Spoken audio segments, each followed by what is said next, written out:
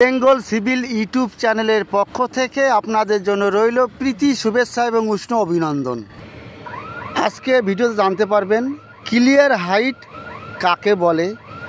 কলমের রডের ক্লিয়ার হাইটের ভিতরে রডের জয়েন্ট বা ল্যাপিং করতে হয়। এখানে দেখুন কলমের রড বাঁধা হয়েছে।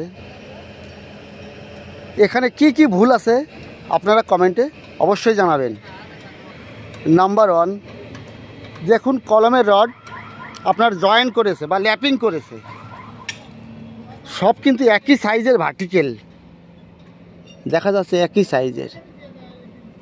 আপনারা কোনোদিন এটা কখনই করবেন না, এটা অল্টারনেটিভ করতে হয়, একটা বড় একটা ছোট রাখতে হয়। এটা আপনার 16 mm dia, 16 mm dia rod আছে। দেখুন সব একই সাইজ রাখা আছে। 1 মিটার বড় ছোট অল্টারনেটিভ ছোট বড় আপনার রাখতে হয়। এখানে দেখুন বিমের জন্য রড ছাড়া আছে।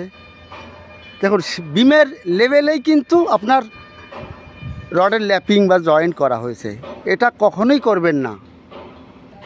আপনি ক্লিয়ার হাইটের ভিতরে রডের ল্যাপিং দিতে হয়। ক্লিয়ার হাইট কাকে বলে? দেখুন এটা বিম আছে, বিমের বটম লেভেল, বিমের নিচের লেভেল থেকে নিচে ফুটিং আছে, ফুটিংয়ের টপ লেভেল, এর ভিতরেই আপনার রডের ল্যাপিং দিতে হয়। এটাই আপনার ক্লিয়ার হাইট। কখনো বিমের জংশনে কলমের রডের জয়েন্ট বা ল্যাপিং করবেন না। বন্ধুরা জানতে পারলেন ক্লিয়ার হাইট কাকে বলে। উপরে বিম আছে, বিমের বটম লেভেল মানে নিচের লেভেল থেকে নিচের ফ্লোর লেভেল পর্যন্ত যে হাইটটা, এটাকেই বলা হয় ক্লিয়ার হাইট। এই ক্লিয়ার হাইটের ভিতরেই কিন্তু কলমের রডের জয়েন্ট বা ল্যাপিং করতে হয়। কখনোই আপনি বিমের ভিতরে বা স্ল্যাবের ভিতরে কখনো রডের জয়েন্ট বা ল্যাপিং দেবেন না। এবার বলা হচ্ছে বিমের রডের ল্যাপিং আপনি কোথায় দেবেন, টপের রড এবং বটমের রড। টপের রডের ল্যাপিং কোথায় দিতে হয়, বটমের রডের ল্যাপিং মানে জয়েন্ট কোথায় দিতে হয়। আপনি বিমের টপের রডের ল্যাপিং দেবেন বিমের মাঝখানে এবং বটমের রডের ল্যাপিং দিতে হয় বিমের সাইডে L/3 হিসাবে।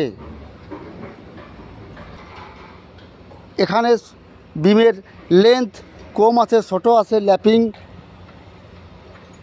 দেওয়া লাগবে না। যে বিমটা বড় লেন্থ সেই বিমে দিতে হয়। 12 মিটারের উপরে বিম থাকলে ল্যাপিং আসে। মনে করুন এ কলম থেকে আগের কলম লেন্থ আছে আপনার 12 মিটার। আপনি বিমের টপের রডের ল্যাপিং দেবেন বিমের মাঝখানে, 2 কলমের মাঝখানে। এবার বটমের রডের ল্যাপিং কোথায় হবে?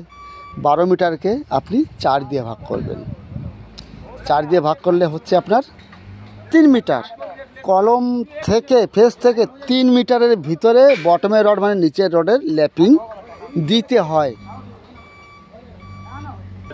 আর আপনি ল্যাপিং বা জয়েন্ট কত দিতে হবে?